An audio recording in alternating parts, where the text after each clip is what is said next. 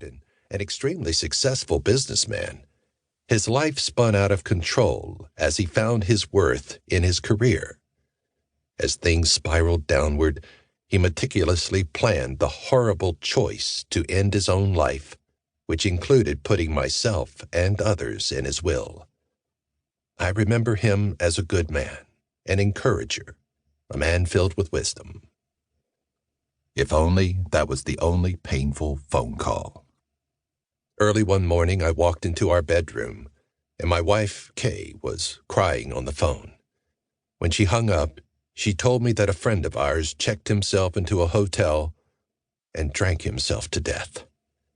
In distress, his wife called to tell Kay that his body was just discovered. His precious daughters played with my daughters many times. He was a supportive and present father, and though he loved his girls, the grip alcohol had on him was fierce. The frequency of the stories doesn't lessen the pain of each one. Their wake seems to impact everything, even how restaurant booths feel. Restaurant booths. There's a restaurant in Nashville that was once one of my favorite spots for lunch. I realized one day, in the middle of a meal, that I was sitting in the same booth I sat in years earlier with a husband, father, and ministry leader I admired. His passion for the Lord was contagious.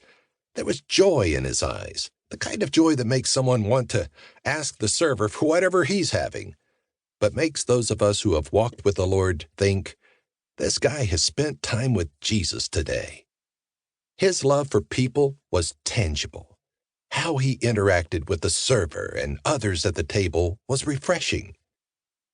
But sitting in the same restaurant booth reminded me how much had changed in those few years as his marriage had fallen apart and his public ministry was now over. I looked around the restaurant and saw another booth where another leader and I once sat and dreamed about the future. We planned a project that would serve people well, prayed together, and talked about what the Lord was doing in our lives. But this leader is no longer leading either. With remorse and sadness, I looked at the booths where I previously enjoyed meals with authors and leaders I loved and respected, leaders that I felt loved Jesus more than me. Leaders who sat in those same booths are no longer serving him in the same way. Their stories, though far from over, have taken dramatic and downward turns. I rarely eat at that restaurant anymore. The booths are not as comfortable as they once were.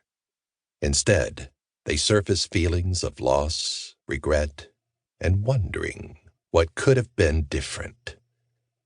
Moments of gladness have been overshadowed by grief. Their sinful choices impacted more than just their lives as families, churches, and countless others were deeply affected.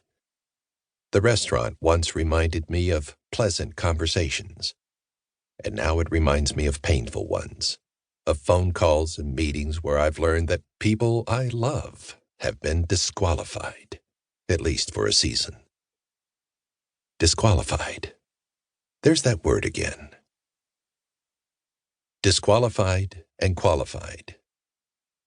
I could easily write about a recent story of a well-known leader, coach, college professor, or ministry leader who was removed from a position of influence because of disqualifying behavior, because of issues of character and integrity.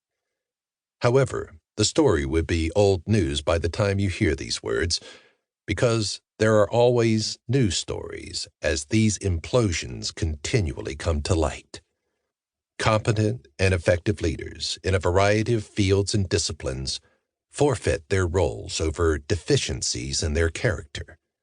They were able to lead others, but not themselves, able to grow an organization while their hearts grew cold. When a lack of integrity comes to light, leaders can be disqualified.